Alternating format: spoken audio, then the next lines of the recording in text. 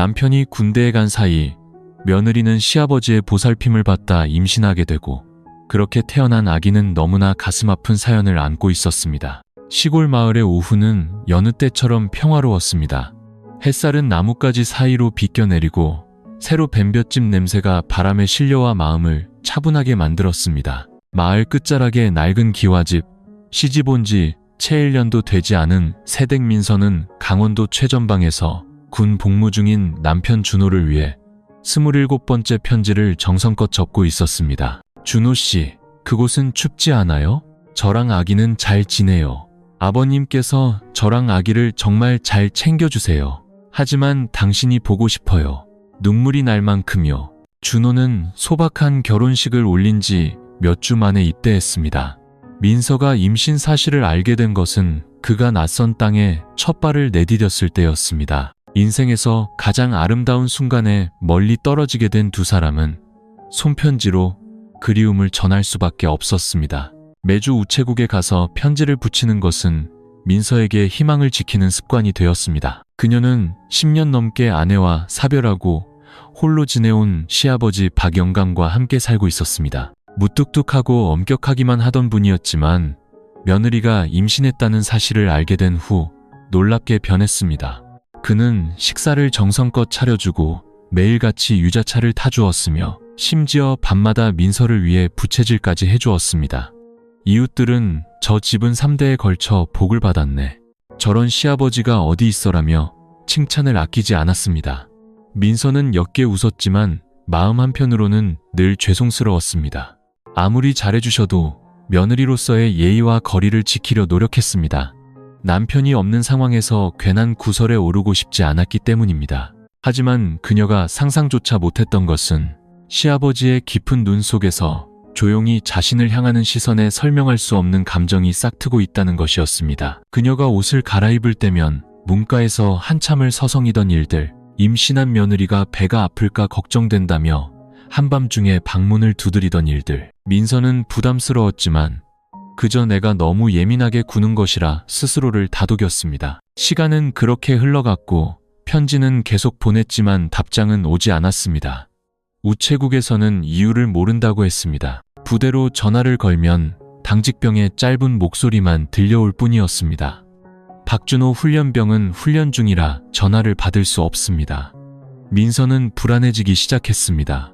외롭게 임신기간을 보내며 그녀는 남편에 대한 믿음과 시아버지의 진심처럼 보이는 정성에 기댈 수밖에 없었습니다. 하지만 그녀가 가장 약해진 바로 그 순간 운명은 방향을 틀기 시작했습니다. 이 이야기는 눈물이 아닌 툇마루 앞에서의 희미한 미소로 시작되었습니다. 하지만 그 미소 뒤에 한 젊은 여성의 명예와 행복 그리고 핏줄마저 휩쓸어갈 거대한 폭풍이 몰려오고 있다는 사실을 아는 사람은 아무도 없었습니다. 준호가 입대한 후 작은 집에는 민서와 시아버지 단둘만 남게 되었습니다. 처음에는 텅 빈 집에 마음이 허전했습니다. 여보, 간은 소금으로 할까? 간장으로 할까? 묻던 준호의 목소리가 사라진 주방, 익숙한 온기가 사라진 침실. 매일 오후 웃음소리가 가득하던 마당의 그네, 그리움은 연기처럼 피어올라 서서히 마음을 휘감았습니다. 하지만 이상하게도 시아버지는 그 어느 때보다 자상해졌습니다. 민서와 준호가 신혼이었을 때의 엄격하고 차가운 모습과는 완전히 달랐습니다. 이제 그는 늘 부드럽게 안부를 묻고 온갖 것을 챙겨주었습니다. 아침에는 찹쌀과 계란을 넣고 푹 끓인 죽이 준비되어 있었고 점심에는 입덧하는 며느리를 위해 땡볕에 밭에 나갔다가도 일찍 돌아와 시원한 미역 냉국을 끓여주었습니다. 아가, 이것 좀 먹어보렴. 너무 가리면 뱃속 손주 힘들다. 그는 연민이 담긴 눈으로 말했습니다. 민서는 감동했습니다. 시아버지에게 이런 보살핌을 받게 될 날이 오리라고는 상상도 못했습니다. 밥 먹고 나면 혼자 설거지를 해야 하고 고기 한 점 먹는 것까지 눈치를 봐야 했던 일들은 이 집에서 전혀 일어나지 않았습니다. 민서는 가끔 친정어머니가 살아계셨다면 분명 시아버지처럼 다정했을 거라고 생각했습니다. 매일 저녁 시아버지는 툇마루에 앉아 차를 마셨습니다. 민서는 남편을 위해 낡은 옷을 꿰매곤 했습니다. 누구도 말을 걸지 않았지만 그 고요함이 그녀의 마음을 따뜻하게 했습니다. 가끔 시아버지는 그곳에서 준호가 널 보고 싶어 하더냐? 와 같은 뜬금없는 질문을 던지며 인생의 쓴맛을 다 본 사람처럼 먼 곳을 바라보았습니다. 민서는 답장 없는 편지 이야기와 남편이 돌아오는 날 아들을 낳아 선물하고 싶다는 꿈에 대해 이야기했습니다. 시아버지는 미소 지으며 고개를 끄덕이고 조용히 찻잔을 채웠습니다. 그의 눈빛은 헤아리기 어려웠습니다. 어느 날 밤 민서는 극심한 복통을 느꼈습니다. 시아버지는 문을 두드릴 겨를도 없이 방으로 뛰어들어와 그녀의 등을 받쳐 앉히고 기름을 발라 마사지를 해준 뒤 아래층으로 부축해 눕혔습니다. 희미한 등잔불 아래 그의 이마에 깊게 팬 주름이 오랫동안 숨겨온 무언가를 담고 있는 것처럼 보였습니다. 남편이 없으니 아버지를 친정아버지처럼 생각하거라. 그가 나지막이 말했습니다. 민서는 코끝이 찡해졌습니다. 그녀는 고개를 끄덕였고 아픔 속에서도 마음이 따뜻해졌습니다. 그가 얇은 이불을 그녀의 다리에 덮어줄 때 그의 손이 무심코 그녀의 부른배를 스쳤습니다. 그녀는 움찔했지만 그는 그저 미소 짓고는 조용히 돌아섰습니다. 그날 밤 민서는 피곤함에 깊이 잠들었고 옆방에서 한 쌍의 눈이 자신을 지켜보고 있다는 사실을 알지 못했습니다. 모든 것이 평범해 보였지만 바로 그 순간부터 아주 작고 얇은 무언가에 균열이 가기 시작했습니다. 그리고 사람들이 흔히 말하듯 아주 작은 균열도 거대한 붕괴의 시작이 될 수 있었습니다. 민서가 복통을 앓은 그날 밤 이후 그녀와 시아버지는 더 가까워진 듯했습니다. 대화나 다정한 행동이 아니라 특별한 종류의 침묵을 통해서였습니다. 말하지 않아도 서로의 존재를 느낄 수 있는 그런 침묵이었습니다. 민서는 좀 더 주의를 기울이기 시작했습니다. 시아버지가 새벽 일찍 일어나 장작을 패고 불을 지펴 물을 끓이는 것을 보았습니다. 때로는 그녀의 간과 이뇨작용에 좋다며 쑥을 한 웅큼 싸서 정성껏 다려주기도 했습니다. 그는 몰래 뒷마당으로 나가 쑥 한 다발을 베어 말리면서 출산이 가까워지면 배에 찜질을 해서 허리 통증을 막는 데 쓸 거라고 말했습니다. 별 생각 말거라. 네 시어미가 준호를 가졌을 때도 내가 다 이렇게 챙겼다. 민서가 민망해하자 그가 말했습니다. 그녀는 그저 고개를 끄덕일 뿐 심장이 반쯤 내려앉는 기분이었습니다. 60대 초반의 나이에도 시아버지의 몸은 여전히 다부졌고 피부는 햇볕에 그을렸으며 손등에는 힘줄이 돋아 있었습니다. 그의 눈은 언제나 슬퍼 보였습니다. 하지만 그 눈빛 속에는 아버지의 것과는 다른 무언가가 있었습니다. 그녀가 마당을 지나갈 때마다 그는 오랫동안 그녀를 조차 바라보곤 했습니다. 한 번은 민서가 뒤돌아보다 그 시선과 마주치자 그는 황급히 고개를 돌려 아궁이에 불을 지피는 척했습니다. 민서는 당황하며 중얼거렸습니다. 내가 너무 예민한 거겠지. 날이 갈수록 그녀는 더욱 이해할 수 없었습니다. 그녀가 좋아하는 컵에 정확히 우유를 타주거나 그녀가 자주 앉는 햇볕 드는 자리에 등나무 의자를 놓아주는 것과 같은 사소한 행동들은 더 이상 노인의 단순한 관심으로 보이지 않았습니다. 어느 날 오후 갑자기 소나기가 쏟아지자 민서는 마당으로 달려가 빨래를 걷었습니다. 시아버지가 집 안에서 따라 나와 자신의 옷으로 그녀를 가려주었습니다. 두 사람이 툇마루로 들어왔을 때 빗물에 어깨가 흠뻑 젖었습니다. 그는 손을 들어 그녀의 머리카락을 닦아주었습니다. 느리고 부드러웠지만 그의 눈빛은 평소와 달랐습니다. 그녀는 살짝 몸을 뒤로 빼며 작게 말했습니다. 아버님, 방으로 들어가세요. 제가 할 수 있어요. 그는 아무 말도 하지 않았습니다. 그저 그녀를 몇 초 더 바라보다가 조용히 돌아섰습니다. 그의 뒷모습은 이름 모를 무언가를 짊어진 듯 축 처져 있었습니다. 그날 밤 민서는 잠을 이루지 못했습니다. 준호가 사무치게 그리웠습니다. 매일 아침 뒤에서 껴안아주던 그의 방식, 이마에 가볍게 입을 맞추며 우리 아내가 세상에서 최고야라고 속삭이던 순간들이 떠올랐습니다. 민서는 가만히 배에 손을 얹었습니다. 아이는 그들 사랑의 결실이었습니다. 그런데 지금 왜 이렇게 마음이 불안한 걸까요? 그녀는 다시 편지를 쓰기로 결심했습니다. 아주 사소한 일까지 모두 담아 더 길게 썼습니다. 하지만 이번에는 시아버지에게 부탁하지 않고 날이 밝으면 직접 우체국까지 걸어가기로 했습니다. 잠을 자기 위해 운동도 할 겸, 그리고 또 한편으로는 막연한 불신 때문이었습니다. 만약 내가 직접 보내지 않으면 이 편지는 남편의 손에 닿지 않을지도 모른다는 생각이 들었습니다. 스쳐 지나가는 생각에 등골이 오싹했지만 그녀는 이내 스스로를 진정시켰습니다. 아닐 거야. 아버님은 준호 씨의 아버지이고 내 시아버지인데 절대 그러실 리가 없어. 그 생각이 채 끝나기도 전에 방문이 조용히 열렸습니다. 시아버지의 눈이 여느 밤처럼 조용히 안을 들여다보았습니다. 그리고 여느 밤처럼 그는 한마디 말도 없이 문을 닫았습니다. 하지만 오늘 밤 민서는 처음으로 그의 길고 무거운 한숨 소리를 들었습니다.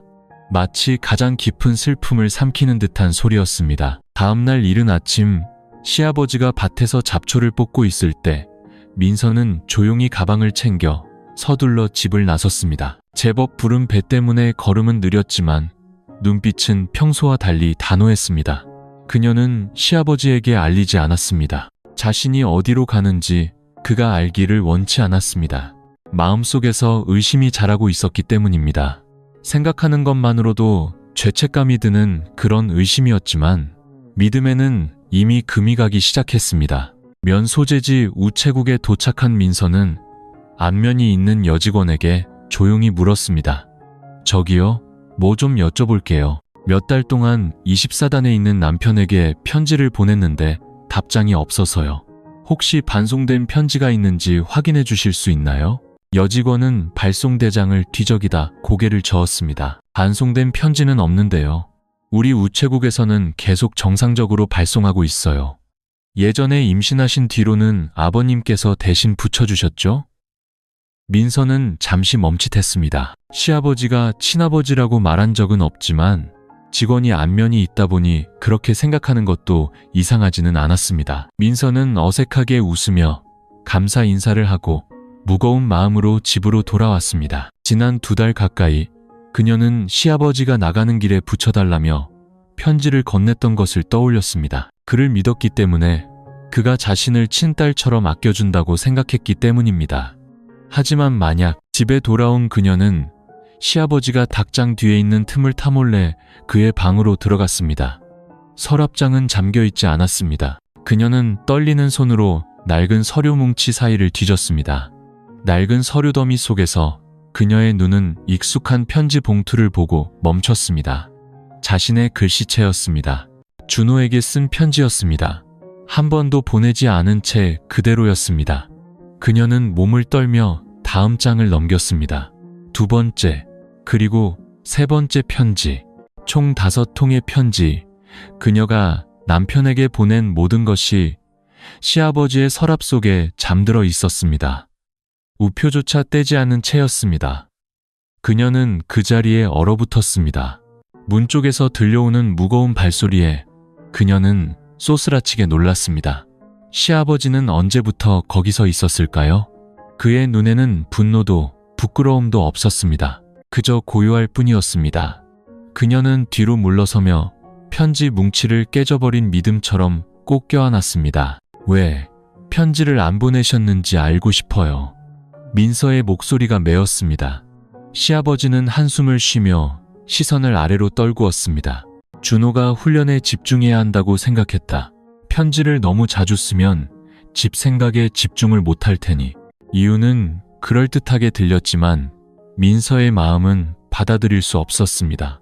그녀는 더 이상 갓 시집온 새댁이 아니었습니다. 매일 밤 남편을 그리워하며 살아가는 임신한 아내였습니다. 그 편지들은 그녀가 무너지지 않도록 지탱해주는 유일한 끈이었습니다. 아버님께는 그럴 권리가 없어요. 민서는 내뱉듯 말하다가 황급히 입을 다물었습니다. 시아버지가 다가와 그녀의 어깨에 손을 얹었습니다. 다 널 걱정해서 그런 거다. 널 평안하게 해주고 싶었을 뿐이야. 오해하지 말거라. 민서는 대답하지 않았습니다. 그녀는 그의 몸을 비켜 방을 나섰습니다. 그녀의 마음은 산산조각 났습니다. 믿음에는 금이 가기 시작했고 그와 함께 그의 침묵 뒤에는 무언가 다른 것이 있다는 막연한 불안감이 커져만 갔습니다.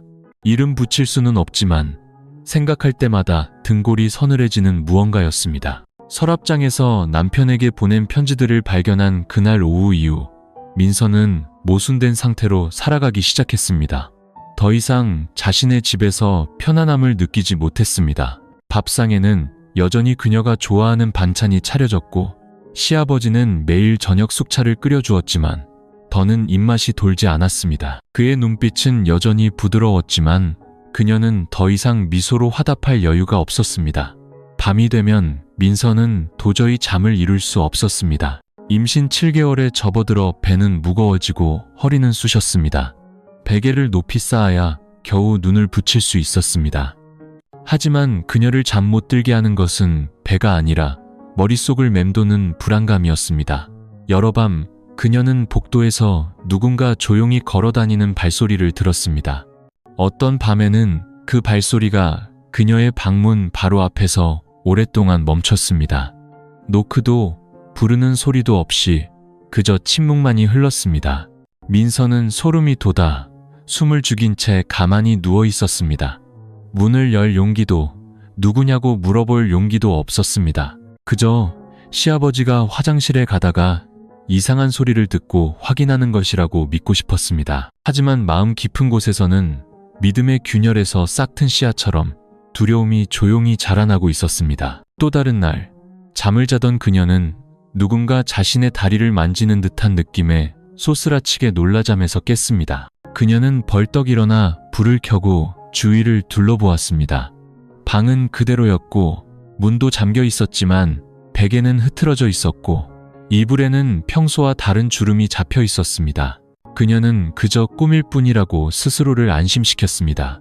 하지만 그날 밤 이후 민서는 안에서부터 방문을 잠그기 시작했습니다. 마치 본능적인 자기 방어처럼 문 뒤에 의자까지 받쳐두었습니다. 그리고 점차 경계심은 그녀의 모든 행동과 눈빛에 스며들었습니다.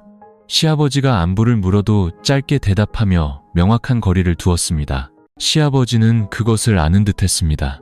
그의 눈빛은 더 이상 예전처럼 편안하지 않았습니다. 한 번은 그가 그녀를 오랫동안 바라보다가 불쑥 말했습니다. 내가 그렇게 무서우냐?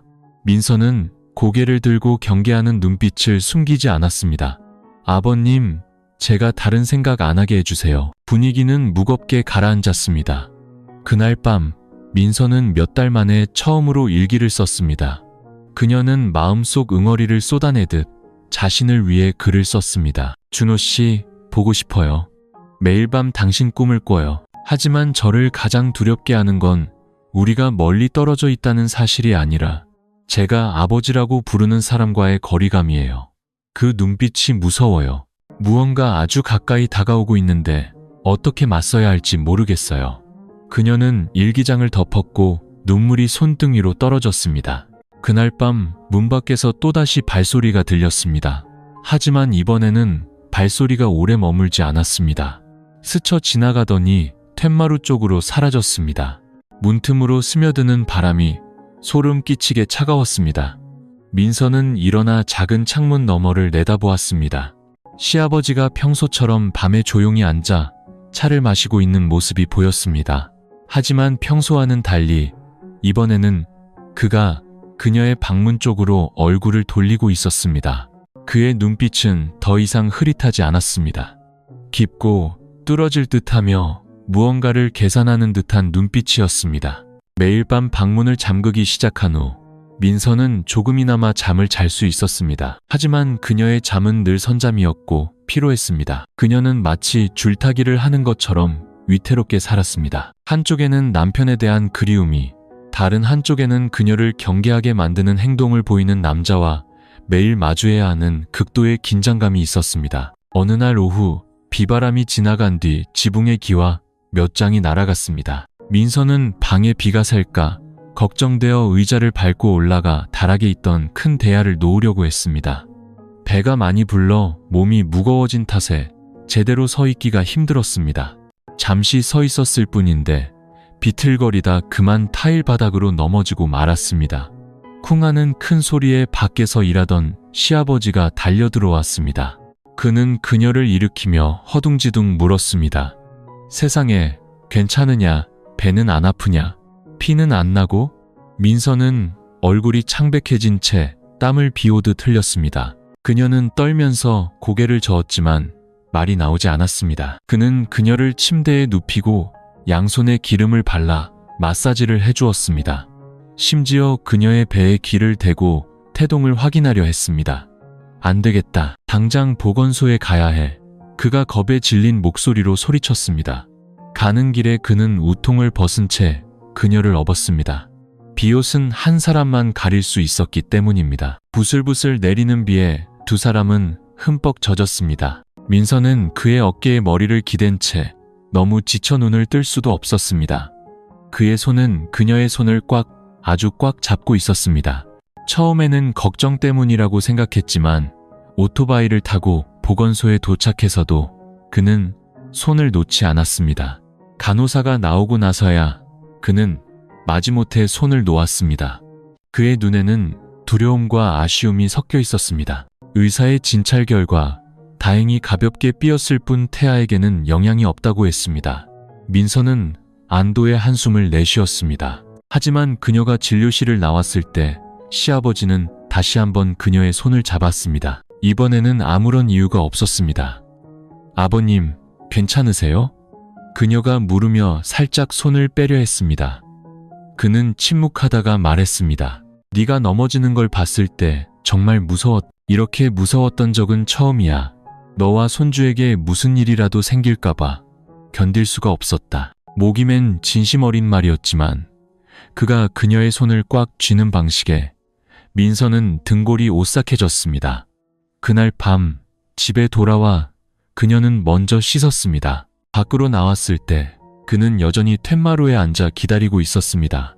한 손에는 수건을, 다른 한 손에는 따뜻한 우유 한 잔을 들고 있었습니다. 작은 상 위에는 그녀가 가장 좋아하는 연자죽 한 그릇이 놓여 있었습니다. 이거 좀 먹고 푹 자거라.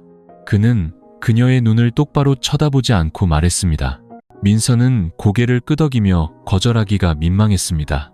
그녀는 우유잔을 받으며 조용히 감사하다고 말했습니다. 하지만 두 손이 다시 한번 닿았을 때 그녀는 더 이상 숨기지 않는 그의 미련을 분명하게 느꼈습니다. 그 손은 더 이상 며느리를 걱정하는 시아버지의 손이 아니었습니다. 평범한 관심 이상의 것을 원하는 남자의 손이었습니다. 그녀는 즉시 손을 빼며 처음으로 피하지 않고 그의 눈을 똑바로 쳐다보았습니다. 아버님, 내일부터는 제가 알아서 할 수 있을 것 같아요. 더는 패 끼치고 싶지 않아요. 시아버지는 잠시 멈칫하더니 고개를 끄덕였습니다. 그래, 알겠다. 하지만 그가 돌아설 때의 눈빛은 결코 평온하지 않았습니다. 상처받은 듯, 화가 난 듯, 그리고 넌 도망칠 수 없어라고 속삭이는 듯한 빛이 스쳐 지나갔습니다.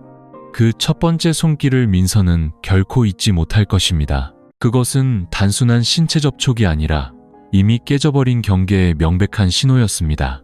그리고 그녀는 앞으로 더 끔찍한 일들이 기다리고 있다는 것을 알았습니다. 그 손길 이후 민서는 모든 것이 예전 같지 않다는 것을 알았습니다. 그녀는 시아버지와의 불필요한 모든 접촉을 끊었습니다. 밥상에서는 더 이상 대화가 오가지 않았고 두 사람의 시선은 마주치지 않았습니다. 그녀는 매일 밤 방문을 잠갔고 다시는 그가 방에 들어올 이유를 만들지 않았습니다. 하지만 그 침묵은 그녀의 마음속 불안감만 키울 뿐이었습니다. 시아버지가 지나갈 때마다 그녀는 마치 장전된 총알처럼 온몸이 긴장되는 것을 느꼈습니다. 그것은 더 이상 존중이 아닌 경계였습니다. 이름 붙일 수 없는 막연한 두려움이 숨결 하나하나에 뚜렷이 존재했습니다. 민서는 다시 준호에게 편지를 쓰기로 결심했습니다. 이번에는 그 어느 때보다 길게 썼습니다. 시아버지가 편지를 보내지 않은 일, 그의 이상한 행동들, 그리고 차마 말로 표현하지 못했던 두려움에 대해 털어놓았습니다. 그 편지는 이 포위망에서 벗어날 수 있는 마지막 희망의 끈이었습니다. 그녀는 임부복 안감에 편지를 몰래 숨기고 다음날 아침 직접 우체국에 가기로 마음먹었습니다. 하지만 그날 밤 뒷마당에서 빨래를 하던 중 자신의 방에서 조용한 소리가 들려왔습니다. 직감적으로 그녀는 빨래 대야를 내팽개치고 방으로 달려갔습니다. 시아버지가 잠들었다고 생각해서 문을 잠그지 않았던 것입니다. 방으로 들어선 그녀는 얼어붙었습니다. 시아버지가 서랍을 뒤지고 있었고 그의 손에는 그녀가 편지를 숨겨둔 바로 그 인부복이 들려 있었습니다. 민서는 그 자리에 못 박힌 듯 서서 자신의 눈을 믿을 수 없었습니다. 아버님, 뭐 하시는 거예요? 그녀의 목소리가 떨렸습니다. 시아버지는 놀란 기색 없이 돌아섰습니다. 그는 편지를 들어보이며 흐릿한 눈으로 말했습니다. 또 준호한테 편지를 썼구나. 또 내가 지난번처럼 망칠 거라고 생각한 게지. 왜 아비를 믿지 못하느냐? 민서는 할 말을 잃었습니다. 그녀는 편지를 빼앗으려 했지만 그는 그녀의 눈앞에서 편지를 찢어버렸습니다. 고통과 두려움, 희망으로 가득 찼던 글자들이 짓밟힌 마음의 조각처럼 바닥으로 흩어졌습니다. 더는 보내지 말거라. 넌 엉뚱한 사람을 걱정하고 있어. 그가 쉰 목소리로 말했습니다. 아버님은 그럴 권리가 없어요. 민서는 소리쳤고 붉어진 눈으로 옷자락을 꽉 쥐었습니다. 시아버지는 그녀를 뚫어지게 쳐다보았습니다. 더 이상 고생한 흔적도, 매일 밤 죽을 끓이고 차를 타주던 시아버지의 온화한 눈빛도 없었습니다. 오직 이성과 욕망의 경계에 서 있는 한 남자만이 있을 뿐이었습니다. 넌 모를 게다. 내가 지난 몇 년간 얼마나 외롭게 살았는지 이렇게 될 줄은 몰랐다. 하지만 네가 온 뒤로 이 집에 사람 사는 온기가 생겼어. 난 그저 널 곁에 두고 싶었을 뿐이다. 내 마지막 삶의 온기를 지키고 싶었을 뿐이야. 저를 가두고 편지를 찍고 훔쳐보고 한밤중에 제 손을 잡는 방식으로요? 그게 온기인가요? 민서는 목이 메어 눈물을 터뜨렸습니다. 분노와 서러움이 뒤섞인 눈물이었습니다. 시아버지는 말없이 서 있었습니다. 그의 입술은 굳게 닫혔고 눈빛은 초점을 잃었습니다. 하지만 잠시 후 그는 다시 고개를 숙이며 신음하듯 말했습니다. 미안하다. 하지만 널 여기서 떠나게 할 수는 없다. 네가 떠나면 내가 모든 걸 잃을 것 같아 두렵다. 민서는 배를 감싸 안고 방에서 물러났습니다. 그 순간 뱃속의 아이가 엄마의 모든 고통에 반응하듯 세게 발길질을 했습니다. 그녀는 입술을 꽉 깨물고 다짐했습니다.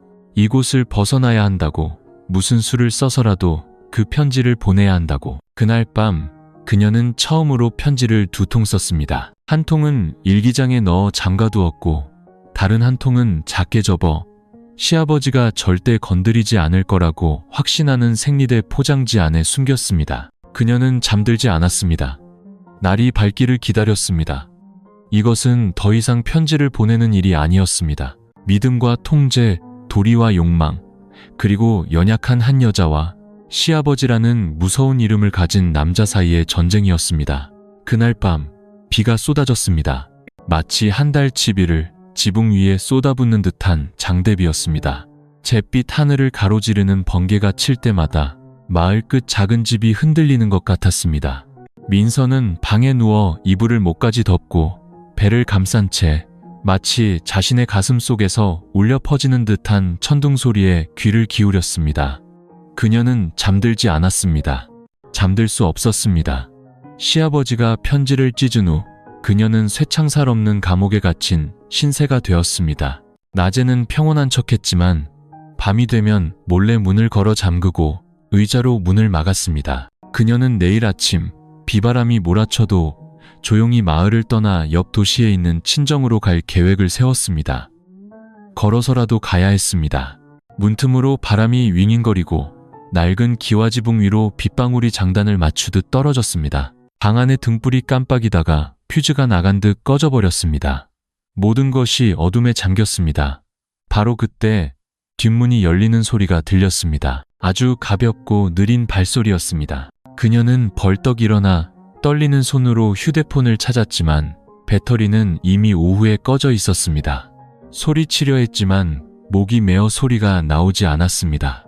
본능적으로 그녀는 조용히 귀를 기울였습니다. 발소리가 방문 앞에서 멈췄습니다. 노크 소리는 없었습니다. 소름 끼치는 침묵만이 흘렀습니다. 그리고 문이 조용히 움직이며 문을 막았던 의자가 삐걱하는 작은 소리를 냈습니다. 심장이 멎는 것 같았습니다. 한 그림자가 방 안으로 들어왔습니다. 키가 크고 어깨가 넓은 바로 시아버지였습니다. 민서는 겁에 질렸습니다. 그녀는 벌떡 일어나 거의 울먹이는 목소리로 말했습니다. 아버님, 뭐 하시는 거예요? 그는 대답하지 않고 다가와 그녀의 어깨를 잡으려 손을 뻗었습니다. 그녀는 몸부림치며 뒤로 물러나 손에 잡히는 베개를 그에게 던졌습니다. 나가세요. 당장 나가시라고요. 번개가 번쩍이며 그의 얼굴을 비췄습니다. 창백한 얼굴, 붉게 충혈된 눈. 그는 멈칫하더니 몇 초간 가만히 서 있다가 갑자기 바닥에 주저앉아 두 손에 얼굴을 묻었습니다. 미안하다. 내가 잘못했다.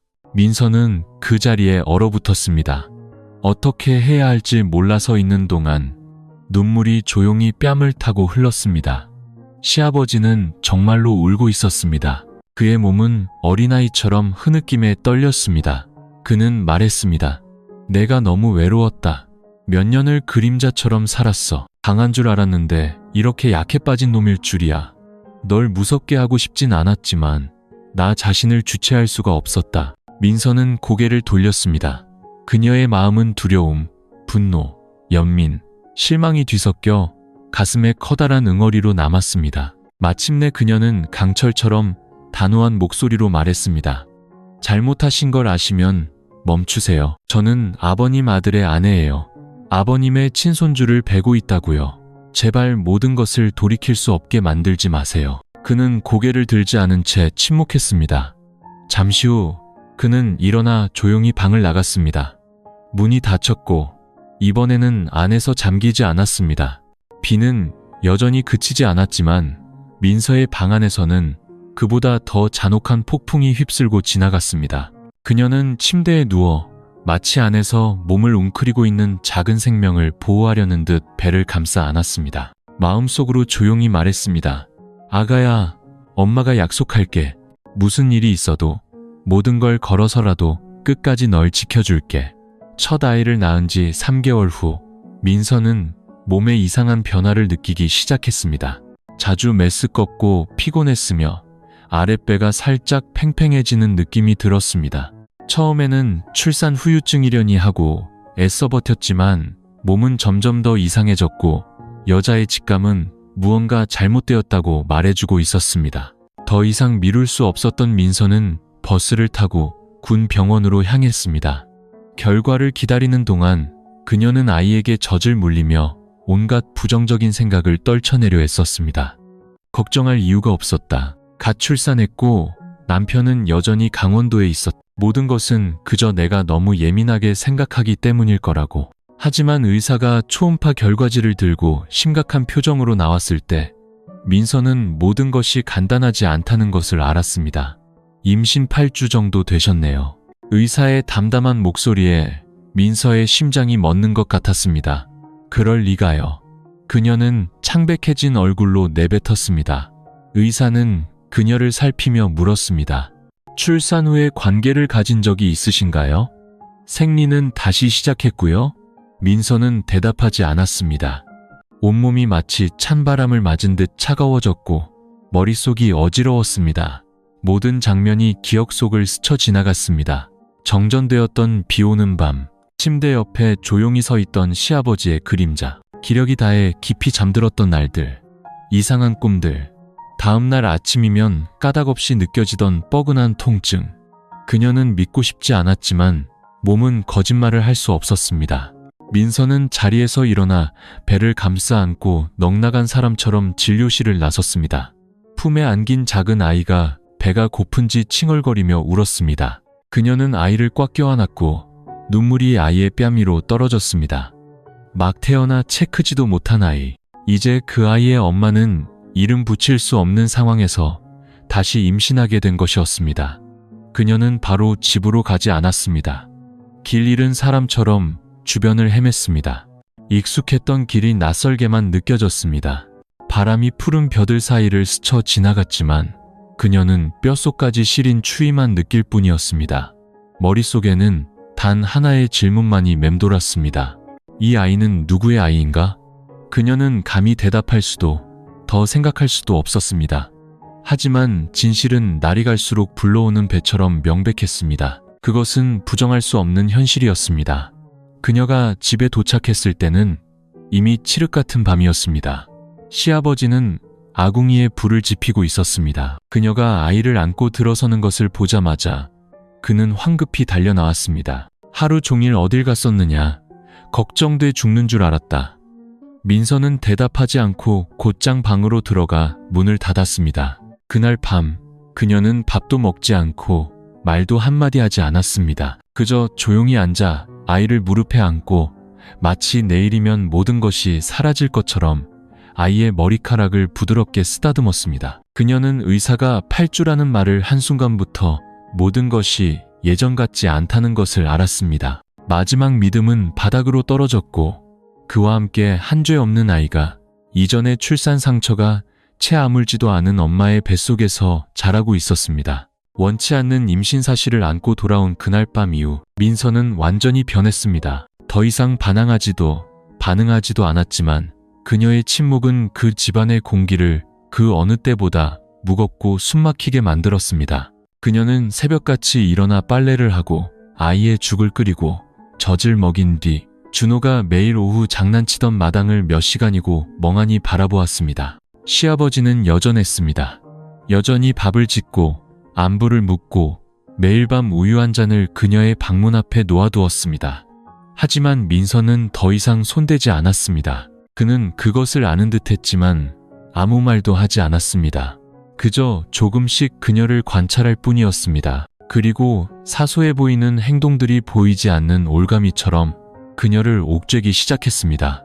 어느 날 민서는 짐을 싸서 친정으로 가려고 차를 타려 했습니다. 하지만 마을 어귀에 이르러서야 지갑이 없어진 것을 알았습니다. 신분증, 현금, 모든 것이 사라졌습니다. 그녀는 돌아와 방을 샅샅이 뒤졌지만 아무것도 찾을 수 없었습니다. 누가 가져갔는지 알았지만 증거 없이는 비난할 수 없었고 시아버지는 아무 일 없다는 듯 태연했습니다. 혹시 떠나려던 것이냐? 그가 날씨 이야기를 하듯 가볍게 물었습니다. 민서는 대답하지 않았지만 그의 눈을 똑바로 쳐다보는 시선은 단호했습니다. 그는 옅게 웃었습니다. 어딜 가겠느냐? 만삭의 몸에 젖먹이까지 데리고 내 친정어머니께 가면 그분이 하루라도 버티실 수 있을 것 같으냐? 내 어미가 몇 년째 앓고 있는 건 너도 알지 않느냐? 민서는 얼어붙었습니다. 그녀의 어머니는 야위고 병든 시골 여자로 몇 년째 심장병을 앓으며 정부 보조금과 이웃의 도움으로 겨우 살아가고 있었습니다. 어떻게 그녀와 두 아이까지 감당할 수 있겠는가? 그래도 여기가 낫다. 시아버지는 더 이상 부드럽지 않은 눈빛으로 말을 이었습니다. 여기에는 널 챙겨줄 사람이 있지 않느냐. 손주들을 돌봐줄 사람도 있고. 민서는 처음으로 협박과도 같은 무언가를 분명히 느꼈습니다. 그녀는 연금 상태였습니다. 누구도 금지하지 않았지만 모든 길이 막혀 있었습니다. 휴대폰은 실수로 우물에 빠뜨렸고 준호에게 보내는 편지는 분실되었습니다. 마을 사람들은 젊은 시절을 협동조합에 바치고 마을 문화 반장까지 지냈던 시아버지를 믿었습니다. 민서가 무슨 말을 한들 누가 믿겠는가. 한 번은 이장님께 도움을 청하러 집에 오시게 한 적도 있었습니다.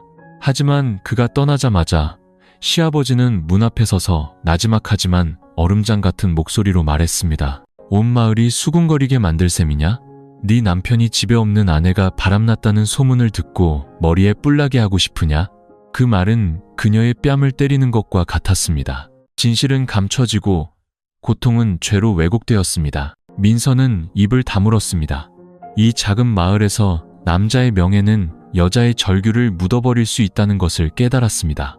그녀는 방으로 돌아와 문을 단단히 걸어 잠그고 낡은 침대 위에서 몸을 웅크렸습니다. 곤히 잠든 첫째 아이를 품에 안았습니다. 뱃속의 아이가 매일 자라고 있다는 것을 알았지만 그 아이가 태어나는 날 자신이 살아남아 안아줄 수 있을지 알 수 없었습니다. 혼자 한 채의 집, 멀리 있는 남편, 그리고 감시자이자 범죄자인 시아버지, 그리고 빛도 희망도 없는 좁은 방에 갇힌 듯한 미래. 하지만 민서는 포기하지 않았습니다. 비록 머리카락 한 올에 매달려야 할지라도 그녀는 결코 무너지지 않기로 다짐했습니다. 용감해서가 아니라 엄마이기 때문이었습니다. 9월, 비가 추적추적 내렸습니다. 하늘은 며칠째 민서의 마음처럼 잿빛으로 가득 차 무겁고 어두웠습니다. 첫째 아이는 이제 8개월이 되어 기어다니기 시작했고 엄마라고 옹알이를 했습니다. 뱃속에서는 또 다른 생명이 매일 자라나며 배가 된 고통을 안겨주었습니다. 아무도 아이의 아버지가 누구인지 묻지 않았고 감히 말하는 사람도 없었습니다. 마을 사람들은 여전히 시아버지를 아내 없이 아들을 키우고 이제는 임신한 며느리까지 돌보는 모범적인 시아버지라고 믿었습니다. 오직 민서만이 매일 조금씩 죽어가고 있었습니다. 그날 아침 비가 억수같이 쏟아지고 천둥 번개가 요란하게 쳤습니다. 민서가 첫째 아이를 안고 있을 때 배가 갑자기 쥐어짜듯 아파왔습니다. 양수가 터져 바닥을 적셨습니다. 그녀는 겁에 질려 소리쳤습니다. 아버님, 아버님, 저 좀 살려주세요. 시아버지가 달려와 그녀를 침대에 눕히고 이웃을 불러 보건소로 데려갔습니다. 가는 내내 그녀는 고통에 정신을 잃을 지경이었지만 첫째 아이를 품에서 놓지 않았습니다. 출산은 3시간이 넘게 걸렸습니다. 아기는 고양이 울음처럼 약한 울음소리를 내며 태어났습니다. 다른 아기들처럼 붉고 통통하지도 힘차게 팔다리를 뻗지도 않았습니다. 의사는 침묵했고 간호사들은 서로 눈치를 보았습니다. 잠시 후 나이 든 의사가 땀을 닦으며 무거운 목소리로 말했습니다. 아이가 선천적 기형을 가지고 태어났습니다. 유전자 변이일 가능성이 높습니다. 민서는 그 자리에 얼어붙었습니다. 그녀는 아기를 보았습니다. 아주 작은 사내 아이, 비정상적으로 휘어진 팔다리, 꼭 감겨 떠지지 않는 눈. 그녀는 울 수도 없었고 모든 것이 산산조각 나는 기분이었습니다. 그녀가 두려워했던 것들, 애써 외면했던 질문들이 이제 눈앞에 선명하게 드러났습니다.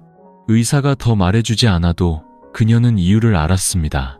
시아버지, 정전되었던 비오는 밤, 도덕의 경계를 조용히 넘어선 사람, 그녀가 기진맥진해 깊이 잠들었을 때 그녀를 건드린 사람, 그녀를 임신하게 만들고 편지를 찍고 사실을 숨기고 쇠창살 없는 감옥에 가둔 사람, 그리고 이제 그는 그녀에게 태어날 때부터 고통받는 기형아를 남겼습니다. 시아버지는 분만실 밖에서 아기를 안고 떨리는 눈으로 아기를 바라보며 무언가 중얼거렸습니다. 민서는 듣고 싶지 않았습니다. 그녀는 고개를 돌리고 얼굴을 감싼 채 흐느껴 울었습니다. 육체적 고통 때문이 아니었습니다. 진짜 고통은 이제 막 시작되었다는 것을 알았기 때문이었습니다. 며칠 후 그들은 마을로 돌아왔습니다. 사람들이 아기를 보러 몰려왔습니다. 안타까워하는 사람도 있었고 수군거리는 사람도 있었지만 아무도 입 밖으로 내지는 않았습니다. 어떤 험담보다 더 무서운 침묵이 집안을 뒤덮었습니다. 민서는 방에서 나오지 않았습니다. 그녀는 기계처럼 두 아이를 돌보았습니다. 첫째는 사랑의 결실이었고 둘째는 죄의 흔적이었습니다. 하지만 그녀는 그 아이를 미워하지 않았습니다. 가슴이 아릴 정도로 가여웠습니다. 밤이 되어 모두가 잠들었을 때 민서는 아이를 안고 앉아 깊은 눈으로 속삭였습니다. 넌 죄가 없어. 엄마는 널 버리지 않을 거야. 엄마가 아무리 아파도 널 곁에 둘 거야. 이 세상에서 널 지켜줄 사람은 엄마뿐이니까. 마당에는 다시 바람이 불었습니다. 낡은 기와집은 고요했습니다. 하지만 젊은 엄마의 마음속에서는 이성과 본능, 인내와 저항 사이에 은밀한 전쟁이 커져가고 있었습니다. 민서는 이제 일어서야 할 때라는 것을 알았습니다.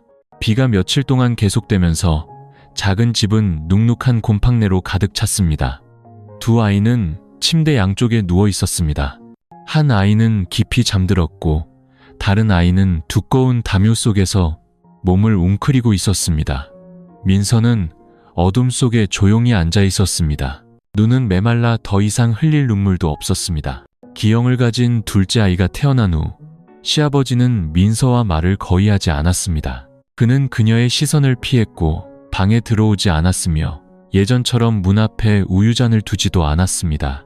서로 스쳐 지나갈 때마다 공기는 멈추는 듯했습니다. 어느 날 아침 그가 건강검진을 받으러 읍내에 간다며 집을 비웠을 때 민서는 무언가 행동해야 한다는 충동을 느꼈습니다. 호기심이 아니라 너무 오랫동안 상처받은 여자의 직감이었습니다. 그녀는 몇 달 만에 처음으로 그의 방에 들어갔습니다.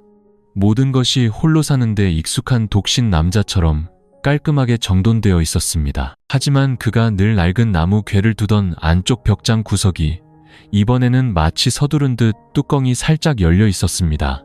민서는 떨리는 손으로 그것을 열었습니다. 궤 안에는 낡은 물건들, 몇 권의 공책, 누렇게 변한 편지들, 그리고 사진 한 뭉치가 들어 있었습니다. 그녀는 그것을 꺼냈고 심장이 세차게 뛰었습니다. 필름 카메라로 찍은 사진들은 색이 발해 있었습니다. 젊은 시절의 시어머니 사진, 우물가에서 놀던 어린 시절의 준호 사진, 그리고 민서는 얼어붙었습니다.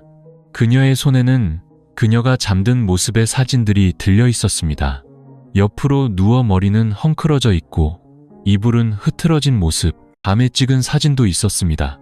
노란 수면등 아래 베개는 한쪽으로 쏠려 있고 얇은 커튼 너머로 어깨와 등이 희미하게 드러난 사진도 있었습니다. 민서의 심장이 조여왔고 떨리는 손에서 사진 뭉치가 떨어졌습니다. 하지만 그것이 전부가 아니었습니다. 그녀는 다른 공책을 펼쳤습니다. 안에는 비뚤비뚤한 글씨로 일기처럼 적힌 글들이 가득했습니다. 오늘 걔는 옛날 그 사람처럼 하얀 원피스를 입었다. 걔 머리 냄새에 내 마음이 흔들렸다. 비 오는 밤 나는 드디어 걔를 만질 수 있었다. 걔는 모르지만 나는 영원히 기억할 것이다. 민서는 그 자리에서 토할 것 같았습니다. 그녀는 바닥에 주저앉아 터질 듯한 분노를 찢어버리려는 듯 가슴을 움켜쥐었습니다. 그녀가 애써 이해하려 하고 스스로를 위로하며 무너지지 않으려 했던 모든 것들이 이제는 의심이 아닌 진실이었습니다. 명백하고 역겹고 적나라한 진실이었습니다. 그녀가 얼마나 오래 거기 앉아 있었는지 몰랐습니다.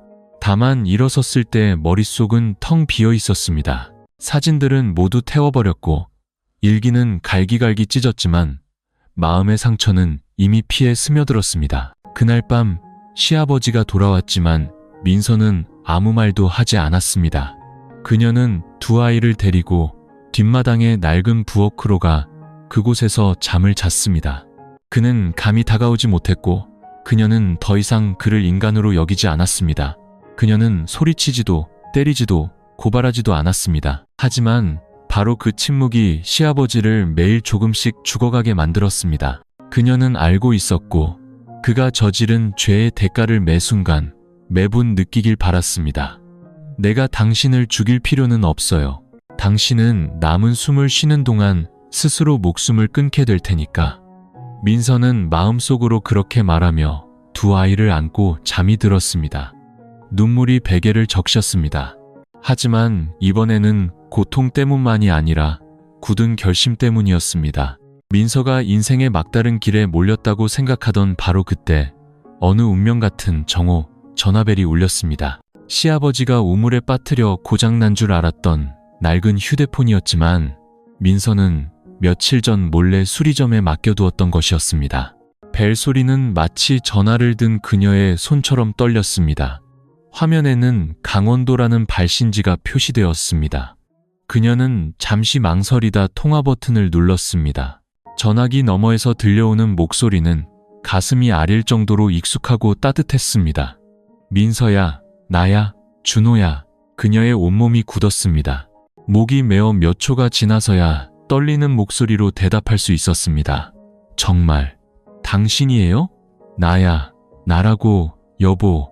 세상에 드디어 통화가 되네. 민서는 더 이상 참지 못하고 울음을 터뜨렸습니다. 지난 2년 가까이 억눌러 왔던 모든 억울함, 외로움, 서러움이 그 순간 폭발했습니다. 전화기 저편의 준호도 목이 메었습니다. 그는 지난 몇 달간 부대가 국경 근처 오지로 이동해 특수임무를 수행하느라 휴대폰을 사용할 수 없었다고 말했습니다. 그가 쓴 편지들은 한 번도 답장을 받지 못했습니다. 그는 민서가 화가 났거나 자신을 잊었거나 모든 것이 식어버렸다고 생각했습니다. 몇 번이나 휴가를 신청했지만 거절당했습니다. 이제 막 단기 휴가를 통보받고 바로 전화를 건 것이었습니다. 이렇게 네가 보고 싶었던 적은 없었어. 민서는 그저 울기만 했습니다. 준호에 대한 그리움은 한 번도 식은 적이 없었지만 이제 기쁨과 서러움 곁에는 끔찍한 두려움이 자리 잡고 있었습니다. 그는 아직 아무것도 몰랐습니다. 그녀는 잠들어 있는 두 아이를 보았습니다. 첫째 아이, 준호의 아들은 평화롭게 잠들어 있었습니다. 둘째 아이, 고통스러운 진실을 안고 태어난 생명은 선천적인 병 때문에 기저귀 속에서 웅크린 채 쌕쌕거리며 숨을 쉬고 있었습니다. 이제 곧 준호가 돌아올 것이었습니다. 그녀가 애써 지켜온 모든 껍질이 벗겨질 것이고 그가 어떻게 반응할지 알 수 없었습니다. 언제 와요? 민서는 애써 평온한 목소리를 유지했습니다. 내일 오후에 바로 버스 타고 갈게. 아무한테도 말 안 했어. 그냥 너랑 우리 아들 안고 싶어서. 우리 아들, 낳았어요? 민서는 잠시 멈칫하다가 조용히 대답했습니다. 네, 낳았어요. 전화기 저편에서 준호가 행복하게 웃었습니다. 고마워. 내 아들을 낳아줘서 정말 고마워. 내일이면 우리 다시 한 가족이 되는 거야. 민서는 전화를 끊었습니다. 손가락에서 휴대폰이 떨어졌습니다. 그녀는 침대에 조용히 앉아 베개를 끌어안았습니다. 심장이 마구 뛰었습니다. 남편이 곧 돌아온다는 사실에 기뻤지만 동시에 진실이 드러날까봐 온몸이 떨렸습니다. 그가 과연 그 미소를 계속 지을 수 있을까? 우리 가족은 다시 하나가 될 수 있을까? 그녀는 알 수 없었습니다. 다만 내일은 준호뿐만 아니라 그녀가 침묵했던 지난날의 어둠도 빗속으로 쏟아져 나올 것이라는 것만 알았습니다. 그리고 진실이 벗겨졌을 때 누구의 심장이 먼저 부서질까? 그날 오후 날씨는 맑았고 햇살은 밤새 내린 비로 흥건한 마당에 반사되어 툇마루에 이상하리만치 따뜻한 빛을 드리웠습니다. 민서는 부엌 문가에 멍하니 서 있었습니다. 아이의 죽 그릇을 든 두 손이 미세하게 떨렸습니다. 멀리서 들려오는 오토바이 소리가 선명하게 들렸고 심장은 박자에 맞춰 조여왔습니다. 모든 소음이 마치 인생이 다른 길로 접어들 것을 예고하는 종소리처럼 들렸습니다. 그리고 마침내 준호가 나타났습니다. 그는 색이 바랜 군복을 입고 등에는 배낭을 메고 손에는 길가에서 꺾은 들꽃 다발을 들고 있었습니다. 햇볕에 그을린 얼굴에는 행복한 미소가 가득했습니다. 민서야, 나왔어. 그녀는 그릇을 놓쳤고 하마터면 떨어뜨릴 뻔했습니다. 눈앞이 흐려졌습니다. 다른 아내들처럼 달려가 그를 껴안고 싶었고 몇 달간의 그리움 끝에 돌아온 남편을 맞으며 울음을 터뜨리고 싶었습니다. 하지만 다리가 굳어 움직이지 않았습니다. 그녀의 등 뒤 낡은 요람 안에는 두 아이가 있었습니다. 한 아이는 그를 닮은 눈을 가졌고 다른 아이는 사랑만으로는 설명할 수 없는 모습을 하고 있었습니다. 준호는 집으로 들어와 배낭을 내려놓고 돌처럼 굳어버린 민서를 꽉 껴안았습니다. 그녀는 무너지지 않으려고 애썼습니다. 그는 그녀의 이마에 가볍게 입을 맞추고는 설레는 표정으로 주위를 둘러보았습니다. 우리 아들은 어딨어? 내 아들 좀 보자. 민서는 떨리는 손으로 요람으로 다가갔습니다. 그녀는 큰아이, 첫째 아들을 안아 그에게 건넸습니다. 준호는 아이를 끌어안고 눈물을 흘렸습니다. 나랑 똑같이 생겼네. 우리 아들이 이렇게 늠름하다니. 그러다 그의 시선이 옆에 있는 요람으로 향했습니다. 그는 순간 멈칫했습니다. 그럼 이 아이는 누구야? 민서는 고개를 숙였습니다. 목이 메어 말이 나오지 않았습니다. 우리 아들이에요. 공기는 순식간에 무겁게 가라앉았습니다.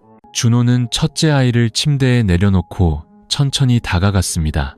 그는 야위고 입술이 파랗고 기형으로 몸을 웅크리고 있는 둘째 아이를 보았습니다. 그의 눈빛은 놀라움에서 경악으로 변했습니다. 민서야, 이 아이는 누구 아들이야?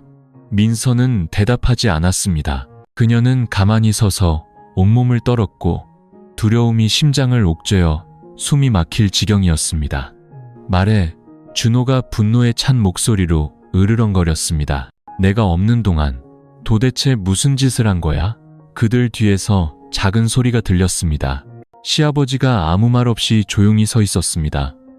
하지만 세 사람의 시선이 마주치는 순간 모든 것이 산산조각 났습니다. 민서는 울음을 터뜨리며 주저앉아 얼굴을 감쌌습니다. 미안해요. 당신을 배신한 적 없어요. 전 강요당했어요. 벽에 몰린 채 아무것도 할 수 없었어요. 준호는 마치 심장을 정통으로 맞은 듯 했습니다. 그는 자신이 가장 존경하고 믿었던 아버지를 형언할 수 없는 눈빛으로 돌아보았습니다. 아버지, 무슨 말씀이라도 해보세요. 시아버지는 침묵했습니다. 늙고 지친 눈에는 눈물이 그렁그렁했고 입술은 굳게 닫혀 있었습니다. 변명도 부정도 없었습니다. 공간은 죽음 같은 침묵에 잠겼습니다. 민서는 두 아이 곁에서 흐느껴 울었고 준호는 영혼의 절반을 베인 사람 같았습니다. 그리고 시아버지는 깡마른 어깨가 무너질 듯 떨렸습니다. 준호는 뒷걸음질 쳤습니다. 그의 눈에는 고통이 가득했습니다. 믿을 수가 없어요. 아버지가 우리 가족을 지옥으로 밀어넣은 장본인이라니. 그는 아내와 두 아이를 본 뒤 악몽에서 도망치려는 사람처럼 집 밖으로 뛰쳐나갔습니다. 민서는 바닥에 조용히 앉아 있었습니다. 마음은 산산조각 났습니다. 남편이 떠나서가 아니라 사랑으로 가득했던 그의 눈빛이 상처로 변하는 것을 보았기 때문입니다. 평생 잊지 못할 그 눈빛이었습니다. 그날 밤 시골 마을은 정적에 잠겼습니다. 희미한 초승달 빛이 이끼 낀 낡은 기와지붕을 비추며 마주할 수 없는 진실 때문에 무너져 내리는 집을 선명하게 드러냈습니다. 민서는 부엌 한 구석에 몸을 웅크리고 두 아이를 품에 안고 있었습니다. 눈은 퀭했고 마음은 텅 비었습니다. 오후에 준호가 떠난 후 그녀는 더 이상 울 수 없었습니다. 눈물이 말라버렸거나 고통이 한계를 넘어 모든 감각이 마비되었을지도 모릅니다. 준호가 떠난 뒤 시아버지는 아직 집에 돌아오지 않았습니다. 그녀는 신경 쓰지 않았습니다. 생각하고 싶지 않았습니다. 명분이든 책임감이든 돌이든 그녀와 그를 묶고 있던 모든 끈은 이미 끊어졌습니다. 하지만 자정이 가까워져 멀리서 다구는 소리가 들려올 때쯤 시아버지가 나타났습니다. 그는 조용히 부엌으로 들어섰습니다. 몸은 구부정했고 마치 강한 바람만 불어도 쓰러질 것처럼 떨고 있었습니다. 그는 며느리도 손주들도 보지 않았습니다. 눈은 붉게 충혈되었고 눈가는 퀭했으며 술 냄새가 진동했습니다. 민서가 아이를 안고 떠나려 하자 그가 입을 열었습니다. 목소리는 쉬어 있었습니다. 민서야, 아비 말 한 번만 들어다오. 이번 한 번만. 그러고 나면 어딜 가든 막지 않으마. 그녀는 등을 돌린 채 말은 안 했지만 걸음을 옮기지는 않았습니다. 어쩌면 그녀의 마음속 어딘가에서는 여전히 해명, 대답, 그리고 늦었지만 참회가 필요했는지도 모릅니다. 시아버지는 나무 의자를 끌어다 앉았습니다. 손은 술기운 때문인지 나이 때문인지 아니면 죄책감 때문인지 떨렸습니다. 그는 길게 한숨을 쉬며 쉰 목소리로 말했습니다. 내가 잘못했다. 내 죄는 용서받을 수 없다는 걸 안다. 하지만 내가 왜 그랬는지 아느냐? 민서는 대답하지 않았습니다. 첫째 아이가 그녀의 품에서 꼼지락거리며 칭얼거렸습니다. 작은 아이는 여전히 쌕쌕거리며 겨우 생명을 유지하는 듯 약하게 숨을 쉬고 있었습니다. 시아버지는 바닥을 내려다보며 말을 이었습니다. 준호는 내 친아들이 아니다. 다른 사람의 아들이야. 그 옛날 내 시어머니는 내 옛 연인이었다. 하지만 집안이 가난하다는 이유로 그 집안의 반대에 부딪혔고 그녀는 다른 사람과 결혼해야만 했지. 몇 달 후 그녀는 갓 태어난 아이를 데리고 고향으로 돌아왔다. 남편의 아이라고 했지만 남편은 인정하지 않았지. 내가 두 모자를 거두어 준호를 친아들처럼 키웠다. 밥 한 술, 잠자리 하나까지 다 챙겼지. 하지만 네 시어머니는 점점 차가워졌고 준호가 겨우 13살 때 갑자기 세상을 떠났다. 나는 그때부터 혼자였다. 민서는 고개를 돌리기 시작했습니다. 그의 눈은 놀라움으로 가득 찼습니다. 그는 옅게 웃으며 눈물을 흘렸습니다. 내가 재혼하지 않은 건 아내를 그리워해서가 아니라 옛사람의 그림자를 잊지 못해서였다. 네가 며느리로 들어왔을 때 나는 깜짝 놀랐다. 넌 젊은 시절에 내 시어머니와 기이할 정도로 닮았더구나. 특히 웃을 때의 그 눈빛이. 나는 애써 참으려 했고 피하려 했다. 하지만 날이 갈수록 점점 더 깊이 빠져들었어. 급이 오던 밤 내가 잘못했다. 나는 죽어 마땅하지만 멈출 수가 없었다. 그리고 네가 임신했을 때 나는 겁이 났지만 동시에 누군가 나를 묶어놓고 내가 묻어두었던 것들에 대한 대가를 치르게 하는 것 같았다. 민서는 얼어붙었습니다. 그의 말은 깨진 유리 조각처럼 그녀의 마음에 하나씩 밝혔습니다. 단순한 진실이 아니라 과거였습니다. 그녀와는 상관없는 과거였지만 그 잔혹한 결과를 짊어져야 하는 것은 그녀였습니다. 미안하다. 시아버지가 속삭였습니다. 용서를 바라지 않는다. 그저 준호를 원망하지 말아다오. 그 아이는 죄가 없다. 그는 말을 마치고 봉투 하나를 탁자 위에 올려놓았습니다. 그 안에는 집문서와 자수서라고 적힌 종이 한 장이 있었습니다. 저는 제 며느리를 성폭행한 죄인입니다. 민서는 그 자리에 얼어붙었습니다. 그는 마당으로 나갔고 삐걱거리는 문소리가 밤의 정적을 갈랐다가 이내 사라졌습니다. 그녀는 그가 어디로 가는지 알았고 막지 않았습니다. 어떤 죄는 오직 삶의 끝으로만 갚을 수 있기 때문이었습니다. 다음날 이른 아침, 시아버지가 뒷마당 바나나 나무에 목을 매 자살했다는 소식에 온 마을이 발칵 뒤집혔습니다. 발견한 사람은 밤사이 민서가 자수서를 전해달라고 부탁했던 이장님이었습니다. 시신은 소름 끼치는 침묵 속에서 수습되었습니다. 우는 사람도 장례 음악도 없었습니다. 다만 몇몇 이웃이 멀리서 혀를 차며 한숨을 쉴 뿐이었습니다. 민서는 두 아이를 안고 창문 뒤에 서 있었습니다. 첫째 아이는 엄마 어깨에 매달렸고 기영아는 여전히 담요 속에서 잠들어 있었습니다. 그녀의 고통은 눈물의 한계를 넘어섰습니다. 이제 남은 것은 텅 빈 공허함과 극심한 피로뿐이었습니다. 준호는 그날 오후 바로 돌아왔습니다. 그의 표정은 훨씬 차가워졌고 눈은 깊고 붉었지만 더 이상 젖어있지 않았습니다. 임시로 마련된 빈소에 안치된 시신을 보고 그는 오랫동안 말없이 서 있다가 조용히 무릎을 꿇고 눈을 감았습니다. 이마를 바닥에 대고 아주 천천히 3번 절했습니다. 그리고 일어나 주머니에서 낡고 구겨진 편지 한 통을 꺼냈습니다.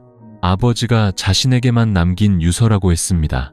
민서는 멈칫했고 공기는 무겁게 가라앉았습니다. 준호는 편지를 펼쳤습니다.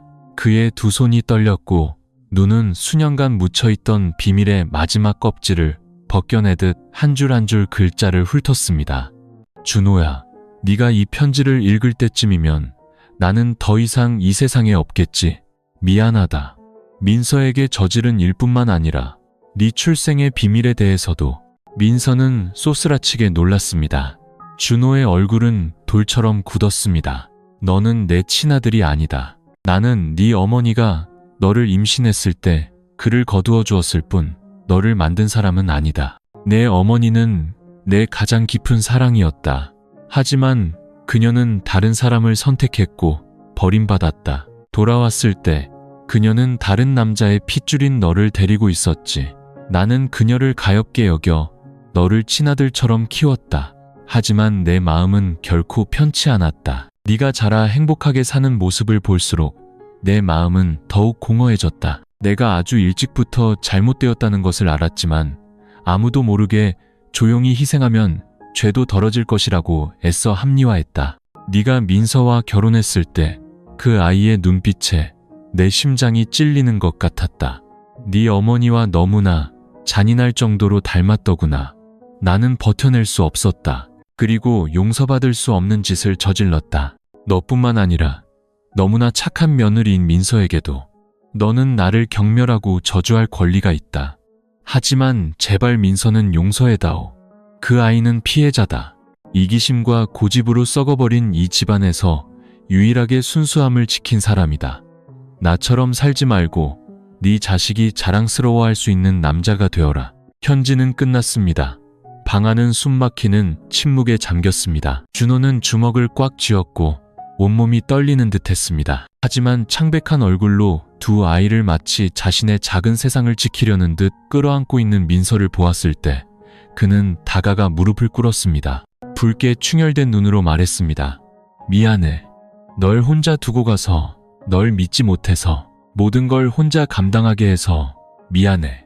민서는 울음을 터뜨렸습니다. 그 순간 그녀가 가장 두려워했던 것은 분노가 아니라 용서라는 것을 깨달았습니다. 용서는 수백 마디의 질책보다 사람을 더 죄스럽게 만들기 때문이었습니다. 준호는 두 아이를 끌어안았습니다. 한 아이는 자신이 낳았고 다른 아이는 핏줄이 아니었습니다. 하지만 이제 그는 깨달았습니다. 낳았다고 모두 아버지가 되는 것이 아니며 피가 섞이지 않았다고 사랑받을 자격이 없는 것도 아니라는 것을. 시아버지가 세상을 떠난 지 사흘 후 장례식은 간소하게 치러졌습니다. 장례 음악도 많은 조문객도 없었습니다. 몇몇 이웃이 와서 향을 피우고 조용히 돌아갈 뿐이었습니다. 편견으로 사람을 보는데 익숙했던 작은 시골 마을은 이제 경계심 가득한 침묵으로 죽은 자를 대했습니다. 준호는 아버지의 관 옆에 서서 한 방울의 눈물도 흘리지 않은 채 멍하니 바라보았습니다. 평생 자신을 길러준 아버지에게 바쳐야 했을 눈물은 이제 너무나 깊은 배신감에 말라버렸는지도 모릅니다. 민서는 두 아이를 안고 뒤에 서 있었습니다. 감히 가까이 다가가지 못했습니다. 마을 사람들의 시선이 두려웠지만 그보다 더 두려운 것은 한때 그녀 인생의 가장 큰 버팀목이었고 가장 깊은 상처를 입은 남자, 바로 준호의 시선이었습니다. 하지만 모두가 떠나고 낡은 집에 세 사람, 준호와 민서, 그리고 두 아이만 남았을 때 그는 아내를 돌아보며 조용한 눈빛으로 말했습니다. 여기서 떠나자. 민서는 놀라 고개를 들었습니다. 무슨 말이에요? 준호는 더 천천히 반복했습니다. 나는 이 집에서 더 이상 살 수 없어. 구석구석 죄악이 묻어있는 곳이야. 그리고 너도 더는 과거에 갇혀 지내서는 안 돼. 우리 셋, 아니 우리 네 식구, 여기서 떠나자. 민서는 믿을 수 없다는 듯 그를 바라보았습니다. 이 모든 일이 있은 후에 그가 그런 말을 할 수 있다는 것을 믿지 못했습니다. 저를 아직도 받아줄 수 있어요? 이 아이도요. 준호는 다가와 민서의 품에 잠든 작은 아이를 안았습니다. 아이는 살짝 몸을 뒤척였습니다. 선천적 기형으로 오그라든 다리, 작고 붉은 얼굴, 연약한 모습이었습니다. 일어난 일을 잊을 수는 없어. 하지만 네 잘못이 아니라는 건 분명히 알아. 그리고 이 아이도 사람이야. 살아가고 사랑받아야 할 생명이야. 누구도 태어날 곳을 선택할 수는 없으니까. 그의 목소리가 낮아졌습니다. 내가 두 아이의 아버지가 될게. 하늘이 나에게 상처를 줬다면 그 나머지를 너와 아이들이 다 짊어지게 할 수는 없어. 민서는 울음을 터뜨렸습니다. 모든 억울함, 죄책감, 고통이 남편의 품에서 녹아내렸습니다. 그녀는 더 이상 아무것도 필요하지 않았습니다. 사과도 보상도 필요 없었습니다. 오직 진심으로 자신을 사랑했던 그 사람이 돌아온 것, 그것만으로 충분했습니다. 그날 밤 그들은 짐을 꾸렸습니다. 몇 년간 정들었던 웃음소리가 점차 울음소리로 변해버린 집은 이제 과거가 되었습니다. 준호는 시아버지가 민서의 이름으로 남긴 집문서와 열쇠를 두고 나왔습니다. 누구도 가져가지 않았고 간직하고 싶어 하지 않았습니다. 그들은 이른 아침 안개가 길을 하얗게 뒤덮었을 때 마을을 떠났습니다. 배웅하는 사람은 아무도 없었습니다. 하지만 두 사람의 마음속에는 살아야 한다는, 그리고 제대로 된 가족으로 살아야 한다는 강한 결심이 있었습니다. 민서는 마지막으로 뒤를 돌아보았습니다. 한때 보금자리라 믿었으나 지옥으로 변해버린 그 집은 이제 차갑고 낡은 기와지붕으로만 남아있었습니다. 준호는 아내의 손을 꽉 잡았습니다. 가자. 앞에는 빛이 있을 거야. 작은 가족은 초겨울 아침 아무도 모르게 아무런 배웅 없이 마을을 떠났습니다. 준호는 배낭을 메고 민서의 손을 잡았고 뒤에는 짐을 가득 실은 낡은 자전거가 따랐습니다. 민서의 품에 안긴 첫째 아이는 엄마를 부르며 제잘거렸고 기형을 가진 작은 아이는 얇은 담요 속에서 곤히 잠들어 있었습니다. 그들은 도망치듯 떠났지만 사람들을 피해서가 아니라 지난 1년 넘게 그들을 괴롭혔던 기억으로부터 도망치는 것이었습니다. 고향에서 100km 가까이 떨어진 작은 바닷가 마을에 도착해 준호는 낡고 허름한 단칸방을 구했습니다. 바람이 불 때마다 양철 지붕이 덜컹거리는 곳이었습니다. 처음 도착한 날, 온 가족은 끓는 물에만 라면으로 끼니를 때웠습니다. 하지만 민서는 곁에 남편이 있고 어두운 과거에서 벗어났다는 생각에 맛있게 느껴졌습니다. 준호는 해변 근처 건설 현장에서 막노동을 시작했습니다. 일당은 12만 원, 점심은 현장에서 해결했고 저녁에는 아이들과 놀아줄 기력이 남아 있었습니다. 그는 예전보다 말이 없어졌지만 아버지의 유서를 읽던 날처럼 슬픈 눈빛은 더 이상 아니었습니다. 민서는 두 아이가 잠든 틈을 타 집에서 옷 수선 일을 받았습니다. 근처 수선집 주인이 사정을 딱하게 여겨 아이 옷을 만들 자투리 1,000을 주곤 했습니다. 어떤 밤에는 바느질에 손이 저릴 때까지 밤늦도록 일했지만 마음은 이상하게 평화로웠습니다. 하지만 가장 힘든 것은 가난이 아니라 기형을 가진 둘째 아이였습니다. 아이는 숨을 쌕쌕거리며 약하게 쉬었고 잘 먹지 못하고 자주 열이 났습니다. 아이가 경기를 일으킬 때마다 민서는 허둥지둥 보건소로 달려갔습니다. 간호사는 고개를 저으며 말했습니다. 아이는 도립병원에서 장기적인 치료가 필요해요. 하지만 돈이 어디 있겠는가. 민서는 아이를 보육원에 보낼까 생각도 해봤지만 밤마다 엄마를 찾는 아이의 눈빛을 떠올리면 차마 그럴 수 없었습니다. 어느 날 밤 준호가 아이를 안고 가느다란 머리카락을 쓰다듬으며 말했습니다. 아이는 잘못이 없어. 이 아이는 비극의 결과물이지만 짐은 아니야. 내가 아버지라면 내가 만들지 않은 것에도 책임을 져야지. 민서는 울음을 터뜨렸습니다. 준호가 자신뿐만 아니라 자신의 운명까지도 용서했다는 것을 알았습니다.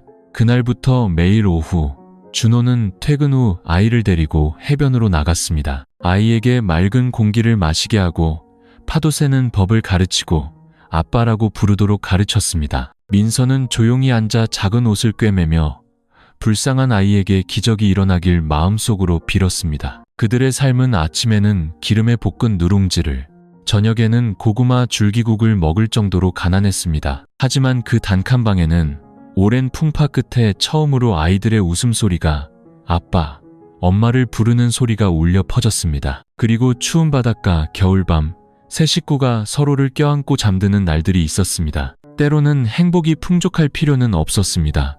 그저 맞는 사람과 맞는 시간이면 충분했고 그들은 거의 모든 것을 잃은 후에야 그것을 되찾았습니다. 3월의 어느 아침, 하늘은 폭풍이 지나간 뒤에 사람 마음처럼 맑았습니다. 준호는 평소처럼 아이를 안고 해변으로 나갔습니다.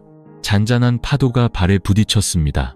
바닷바람이 그의 이마와 아이의 이마에 흩날리는 머리카락을 날렸습니다. 이제 거의 1살이 된 작은 아들은 여전히 약했고 목을 가누지 못했으며 팔다리는 뒤틀려 있었지만 눈빛은 맑고 순했습니다. 아빠에게 꼭 매달린 모습이 마치 생명줄을 붙잡고 있는 것 같았습니다. 그날 하얀 블라우스를 입고 책 넓은 모자를 쓴 한 중년 여성이 해변을 따라 걷고 있었습니다. 그녀는 멈춰서서 준호와 아이를 한참 동안 바라보다가 부드럽게 말을 걸었습니다. 아이가 선천성 뇌성마비인가요? 준호는 살짝 놀라며 고개를 끄덕였습니다. 목소리는 쉬어 있었습니다. 네, 태어날 때부터 그랬습니다.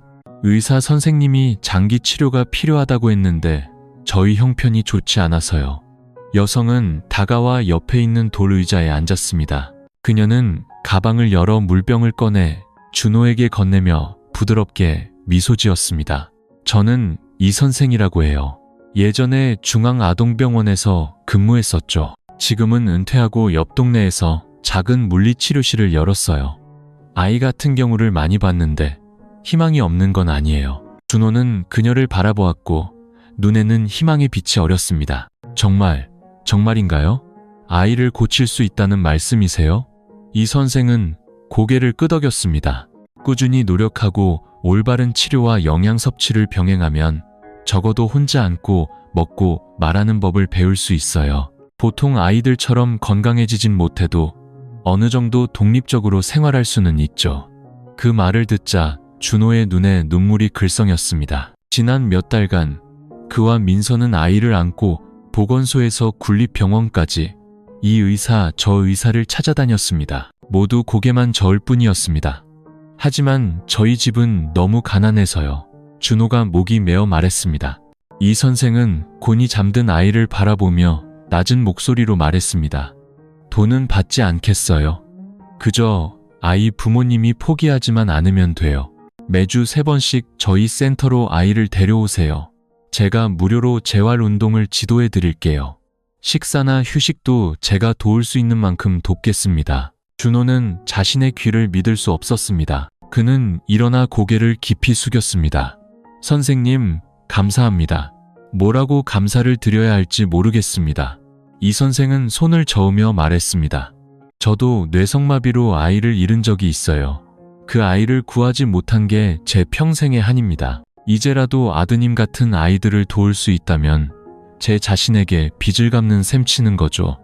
그날 오후, 준호는 모든 것을 민서에게 이야기했습니다.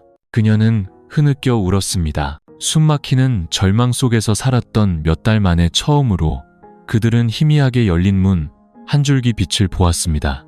다음날 이른 아침, 준호는 자전거에 민서와 막내 아들을 태우고 이 선생의 센터로 향했습니다.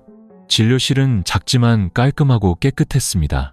의사는 할머니처럼 따뜻한 눈빛과 온화한 미소로 그들을 맞이했습니다. 그날부터 매주 3번 온 가족이 길을 나섰습니다.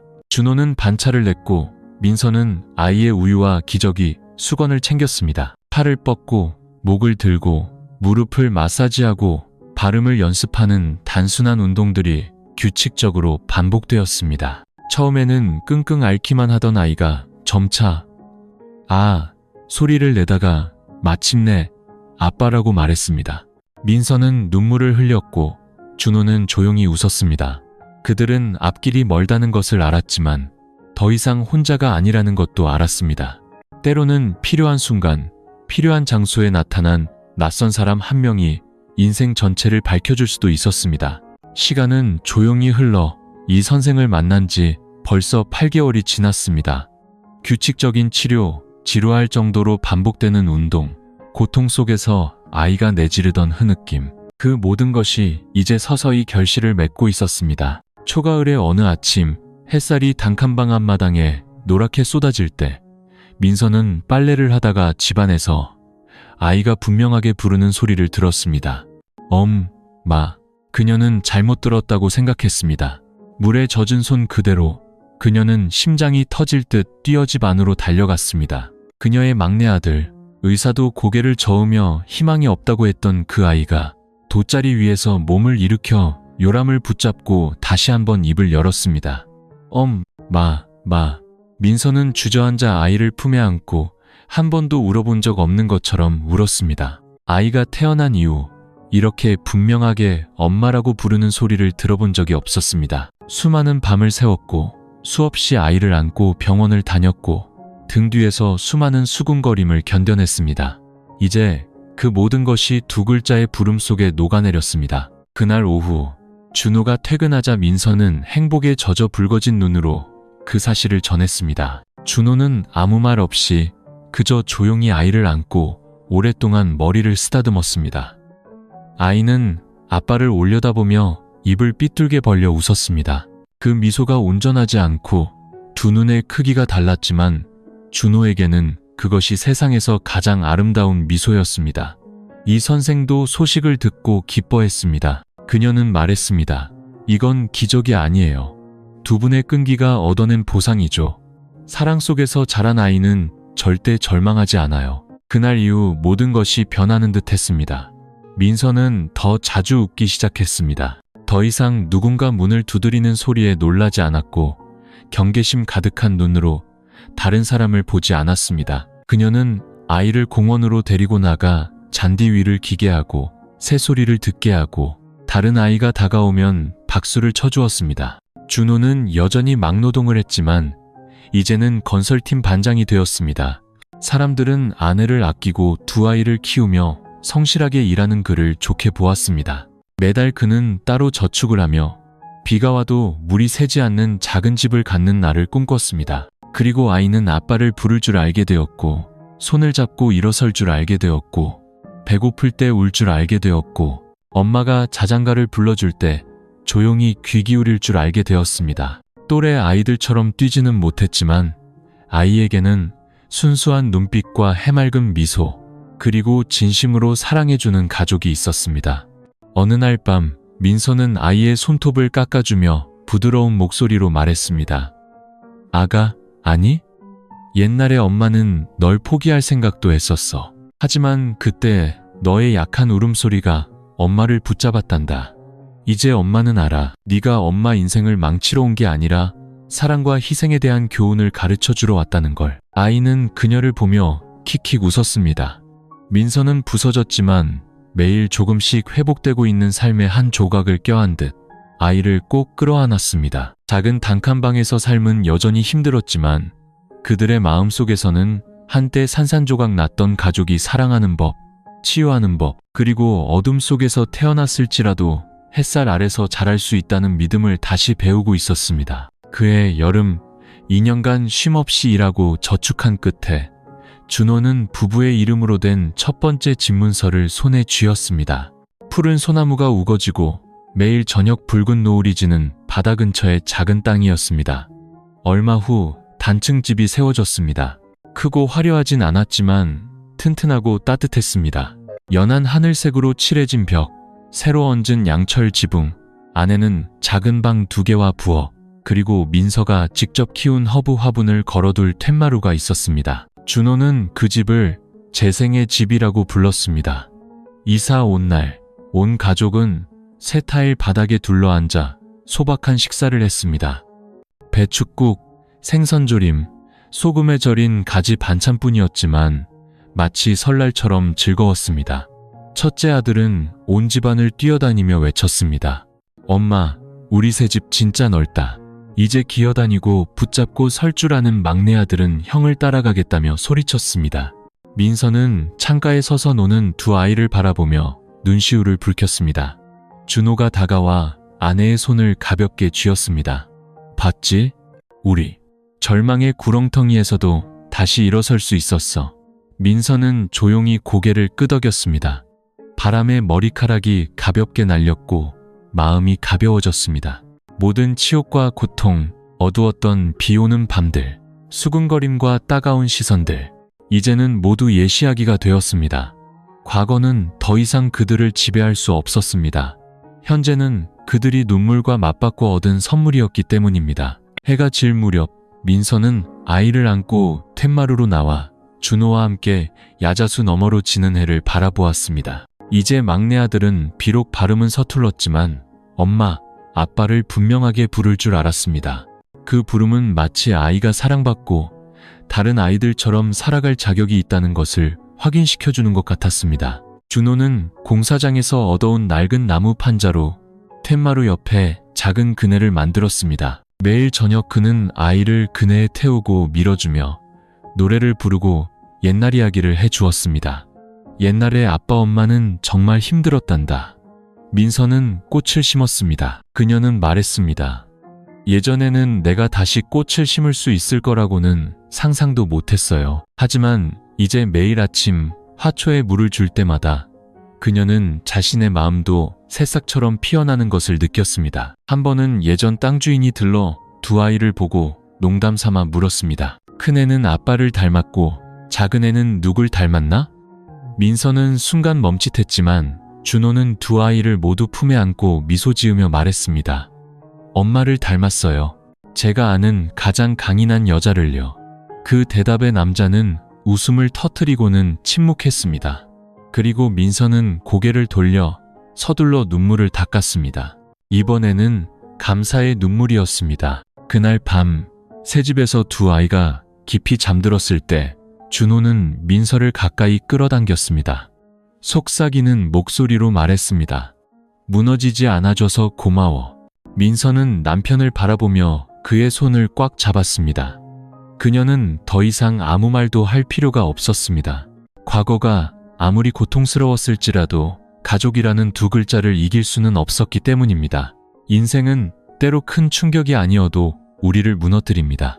가장 믿었던 사람의 작은 실수 하나, 가장 약해졌을 때의 한 번의 넘어짐만으로도 한 여자는 모든 것을 잃을 뻔했습니다. 하지만 눈물이 마를 때까지 울었고 죽음까지 생각했으며 편견과 두려움에 짓눌렸던 민서는 무너지지 않았습니다. 그녀는 자신을 위해서가 아니라 하나이는 사랑의 결실로, 다른 하나이는 비극에 쓴 열매로 태어난 두 아이를 위해 살아가기로 선택했습니다. 그리고 무엇보다 가장 약한 여자도 자신을 필요로 하는 아이가 뒤에 있다면 강해질 수 있다는 것을 믿었기 때문입니다. 가장 가까운 혈육에게 배신당했던 남편 준호 역시 용서를 선택했습니다.